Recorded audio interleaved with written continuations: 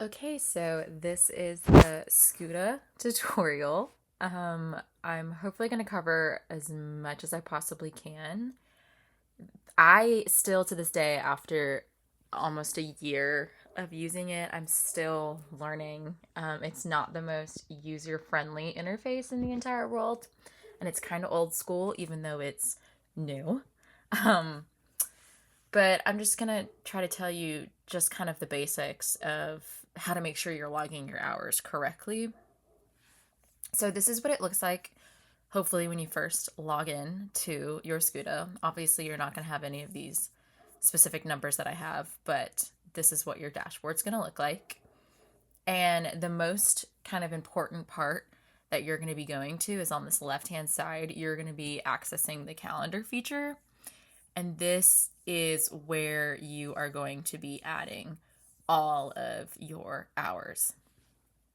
But before I get to this calendar feature where you're going to be manually entering your hours, I want to go to under reports, timesheet, and this is what you're going to be either downloading the PDF up here in the top right corner or just taking a screenshot of it.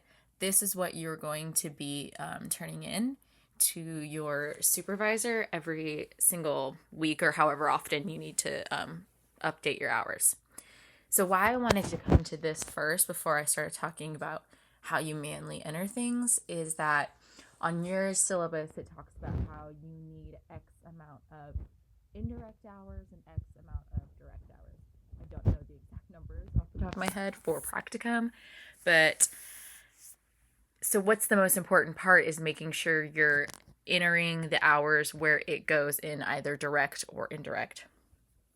But as you can see on my screen, it has direct student services and it has indirect student services. And then it has another section from program defining, managing and assessing, and in non-school counseling tasks. So kind of in our heads, what we do is just remember the key thing is if it is direct hours, which is kind of the important ones to get because those are quote unquote harder to obtain than indirect in some occasions. If it is direct, it needs to be green on your calendar. And you'll visually see what that means in a second. But if you are getting direct hours and you are counting what you're entering as direct hours, it needs to be in green. And if it's counting as indirect hours, it can be any other of these colors. It doesn't have to be this blue color. Your supervisor knows, and everybody knows that even if you're doing program defining activities, that's still considered an indirect hour. Direct hour, green, when you're in front of kids, that's how I like to say it. And indirect, any other color, when you're not in front of a kid. Anything else you're doing that's not involving the kids or families. So these are these main color breakdowns that you're going to see on this timesheet that you're turning in. But you'll see when I go back to my calendar, it looks like a bunch of other different colors, but yet they all still fit under those few color breakdowns on that timesheet, if that makes sense. So I'll just go through, first I'll just go through kind of what I've put for my past 2 days I've been at my internship, and then we'll make sure we do like the breakdown and the nitty gritty. So for like arrival and dismissal, I have it entered as fair share response. And with these, you're just going to have to play around.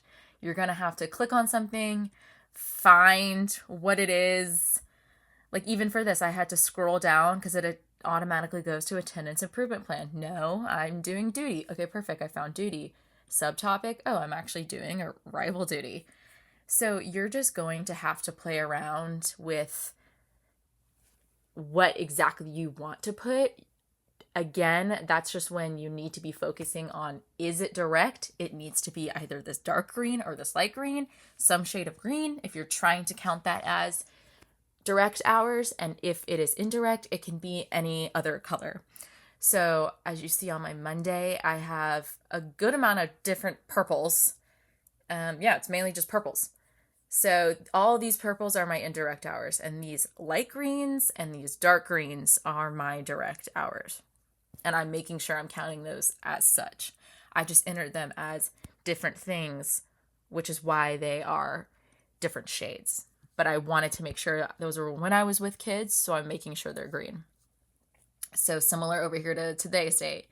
I have some blues because technically what I've put them under in my categories, it made them blue, but I know those are indirect hours. So let's just put something in together. Let's say we're doing a classroom lesson. So I would go over to my Thursday. I would actually click instruction because it's a classroom lesson. So I know it's under instruction. Topic, I'm going to search. Oh, yep, classroom lesson. That's what I did. And sometimes I like to put in the description like 4th grade classroom lesson on, let's say, diversity. Cool. And then this is the most important part for your timesheet. I mean, I think everything's important, but this one's pretty important because this is where I've gone wrong in the past, is under tags. You want to make sure you're tagging what you're doing for the timesheet you're doing it for. Now that sentence sounded like I didn't say anything, but so as you can see, I have my 3 broken down between my Alpharetta High School, which was my practicum, my first semester of internship, and my second semester of internship. So I'm tagging everything I'm doing this semester as Summit Hill B because that is my second semester internship, and I'm clicking save.